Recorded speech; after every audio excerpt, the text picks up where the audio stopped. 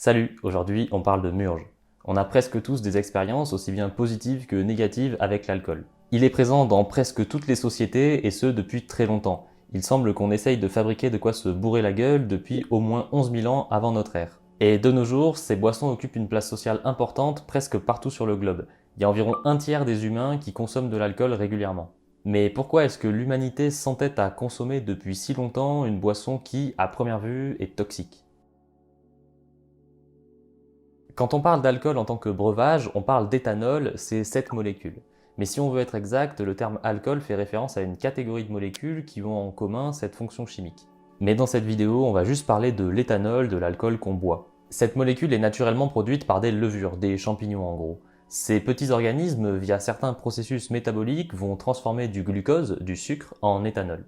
On appelle ça la fermentation alcoolique et ça a lieu à peu près partout où des choses fermentent, par exemple quand un fruit pourrit. Si vous voulez en apprendre plus sur le rôle de ces champignons dans certaines de nos habitudes et sur les animaux qui picolent, je vous conseille cette vidéo de la chaîne Dirty Biology. Si vous connaissez pas, allez voir, c'est vraiment sympa. Ok, le principal processus naturel qui produit de l'alcool, c'est la fermentation. Et c'est cette méthode qu'on utilise nous aussi pour concevoir les boissons qu'on aime tant. Depuis qu'on connaît le truc, on a dû essayer de faire fermenter à peu près tout ce qu'on peut parce que vraiment on aime beaucoup ça quoi. On a même poussé le vice un peu plus loin avec la distillation.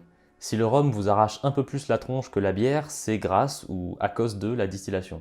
En fait, l'éthanol ne s'évapore pas à la même température que l'eau, et donc en chauffant à la bonne température et avec l'équipement adapté, on est capable de séparer l'eau de l'éthanol. On va récupérer préférentiellement l'éthanol et donc augmenter la teneur en alcool de la boisson. Et ça permet de faire des boissons bien plus fortes, les liqueurs qui sont généralement autour des 40% d'alcool.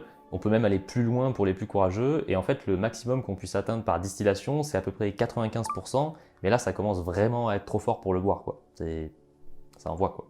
En fait c'est plutôt quand on veut utiliser l'éthanol en tant que carburant qu'on va aller chercher si haut dans la distillation.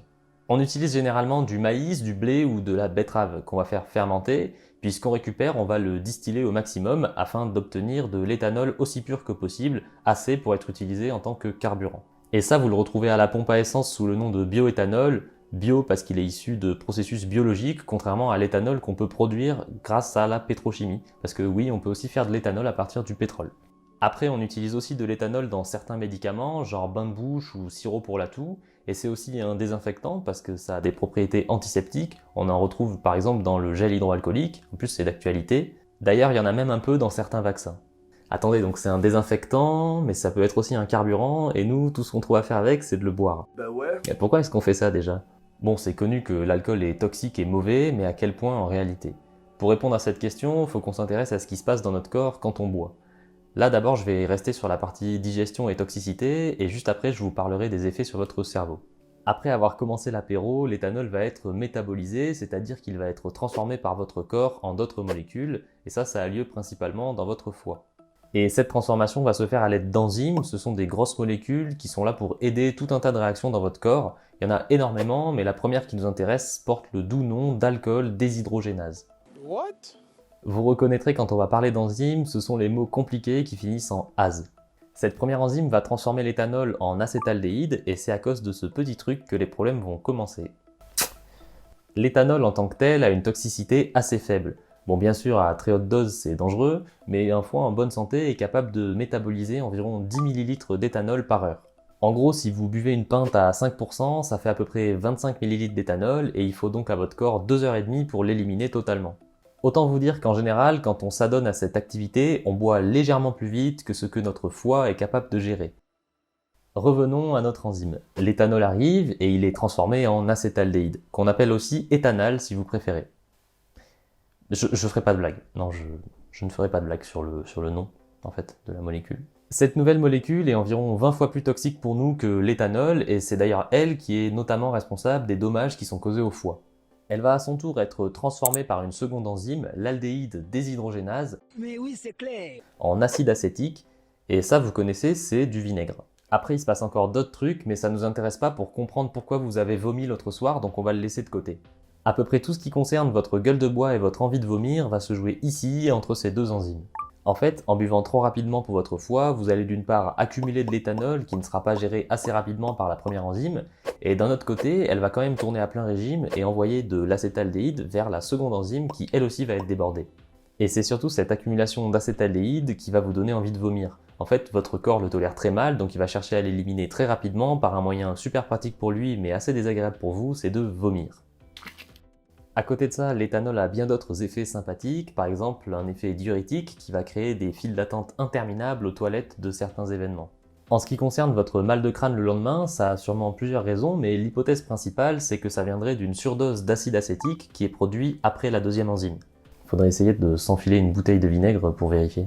Et puis, dans les boissons alcoolisées, on retrouve tout un tas d'autres composés qui peuvent aggraver tous ces symptômes. Il y a plusieurs études qui semblent montrer que les liqueurs les plus foncées, comme par exemple du whisky, contiennent plus de produits secondaires et engendrent une gueule de bois plus forte. Parce que oui, il y a des chercheurs qui essayent de savoir pourquoi est-ce qu'ils ont eu plus mal au crâne après avoir bu du whisky que de la vodka. Yes, science! Voilà, vous faites ce que vous voulez de cette info. Pour finir sur les effets physiologiques et pour le côté anecdotique, sachez qu'il y a certaines personnes, notamment originaires d'Asie de l'Est, qui présentent une mutation sur le gène de leur première enzyme qui la rend beaucoup plus efficace. Bah c'est super, ils sont genre immunisés quoi. Sauf qu'en fait non, parce que le problème c'est que leur seconde enzyme a également une mutation qui la rend moins efficace. Ce qui fait qu'ils vont accumuler très rapidement de l'éthanol et avoir des effets secondaires très violents. Du coup pour eux l'alcool c'est pas ouf quoi. Mais par contre ils ont moins de chances de devenir alcooliques. Parce qu'ils boivent moins du coup. C'est logique. Mais du coup pourquoi est-ce qu'on peut devenir addict à l'alcool ? L'éthanol, c'est une molécule psychoactive qui produit tout un tas d'effets sur notre comportement, mais ça vous l'avez sans doute remarqué. Cette molécule, elle va pas rester seulement dans votre foie et votre circulation sanguine, elle va se balader un peu partout dans votre corps et notamment dans votre cerveau. Et là, ça va causer pas mal d'effets à court terme, moyen terme et long terme. On n'a pas encore bien compris les mécanismes d'action de l'éthanol dans notre cerveau, notamment parce que c'est une toute petite molécule qu'elle peut se glisser un peu partout et interagir avec pas mal de choses différentes. Mais de ce que l'on sait, il y a quand même une grande partie qui a lieu au niveau de vos neurotransmetteurs et de leurs récepteurs. On va faire une parenthèse sur les neurotransmetteurs. Dans notre cerveau et notre système nerveux se trouvent des neurones. On a une sorte de réseau électrique qui permet de faire passer des messages entre notre système nerveux central et le reste de notre corps. La connexion entre deux neurones s'appelle une synapse et c'est cet espace qui est le lieu d'échange de ces messages. D'un côté, on va avoir les neurotransmetteurs, ce sont les messagers chimiques. Vous en connaissez pas mal, comme la dopamine, les endorphines ou la sérotonine par exemple. Je pense que vous êtes familier avec cette catégorie de molécules qui sont très associées à nos émotions. Et de l'autre côté de la synapse, on va avoir différents récepteurs qui sont spécifiques à ces neurotransmetteurs. D'un côté, on va avoir un signal électrique qui va déclencher un largage de neurotransmetteurs dans la synapse, ces neurotransmetteurs qui vont être reconnus par des récepteurs, qui vont à leur tour produire un signal électrique de l'autre côté. Je vous ai déjà parlé de ce genre de reconnaissance dans ma première vidéo sur les odeurs, on peut voir les récepteurs comme des serrures et les neurotransmetteurs comme des clés. Bref, l'éthanol va venir interférer dans tout ça. Il va être capable de se retrouver dans les synapses et de perturber le bon fonctionnement de toute cette machinerie. Son effet principal va se faire sur un neurotransmetteur qu'on appelle GABA. En fait, c'est simplement l'acronyme du nom de cette molécule. Et c'est le principal inhibiteur du système nerveux central. Pour faire simple, cette molécule, c'est le calmant de votre cerveau. Elle va réguler l'excitation de vos neurones afin que tout se passe au bon rythme et que rien ne s'emballe. Et l'éthanol va venir accentuer l'effet de ce neurotransmetteur, donc en fait votre cerveau va être beaucoup plus relaxé que ce qu'il ne devrait être. Tout ça, ça explique les effets que l'on ressent quand on boit de l'alcool. Dans un premier temps, on va être relâché et avoir une sensation d'euphorie parce que notre système nerveux, notre cerveau sont en train de se mettre à la cool. Sauf qu'en continuant à boire, on va le relaxer un tout petit peu trop et c'est là qu'on va commencer à tituber, à avoir du mal à marcher ou à parler. En gros, les fonctions de notre cerveau vont être complètement au ralenti. Et ça peut même vous faire ralentir jusqu'à vous plonger dans le coma. Donc s'il vous plaît, n'allez pas jusque là quoi. On a aussi pas mal d'autres effets, par exemple votre niveau de dopamine va augmenter et ça va vous procurer une sensation de bien-être. La liste exacte des effets serait un peu trop longue, mais grosso modo ça agit sur à peu près au moins tout ça. J'ai toujours pas répondu à la question du départ. Pourquoi est-ce que dans nos sociétés on boit volontairement une molécule toxique et ce depuis si longtemps ? Ben on sait pas exactement. On peut seulement trouver des éléments de réponse par-ci par-là et faire des suppositions. Dans la vidéo de Dirty Biology que je vous ai conseillé tout à l'heure, Léo s'intéresse à l'aspect évolutif de notre consommation de choses fermentées et ça pourrait être une des raisons qui nous pousse à boire de l'alcool encore aujourd'hui. D'un autre côté, on sait que l'alcool a un grand pouvoir social. La désinhibition qu'il procure joue clairement un rôle dans les échanges des animaux sociaux que nous sommes. Il y a aussi le côté addictif. L'éthanol est une molécule qui peut créer de l'addiction, et ça peut aussi clairement avoir un rôle dans nos habitudes de consommation. Bref, la réponse n'est pas simple. Personnellement, je ne pense pas qu'on puisse en donner une claire et précise. Mais ce que je trouve intéressant, c'est que cette petite molécule met en perspective notre côté paradoxal. Même s'il y a des raisons évolutives qui ont poussé nos ancêtres à consommer de l'alcool, quelle qu'en soit la forme, nous, on n'a pas vraiment de raison de continuer cette consommation. Notre organisme est totalement capable de survivre sans apport extérieur d'éthanol. D'ailleurs, on en produit un petit peu nous-mêmes en faible quantité par la fermentation de ce qu'on mange. Et ça peut aussi expliquer pourquoi on a la capacité de métaboliser de l'éthanol. Notre corps, en produisant naturellement, il a besoin de l'éliminer. D'ailleurs, les effets de l'alcool sont quasiment tous dus à des molécules qu'on produit nous-mêmes ou à des mécanismes de notre cerveau, plus qu'à l'éthanol lui-même, mais je trouve ça rigolo. Tout ce qu'on fait en tant que groupe social n'a pas forcément une raison biologique, et c'est pas parce qu'on le fait depuis très longtemps qu'il est impossible d'arrêter ou de modifier nos habitudes. Je ne suis pas en train de vous dire qu'on devrait arrêter de consommer de l'alcool, mais peut-être qu'il serait bon de se questionner sur certaines habitudes qu'on a en tant que société.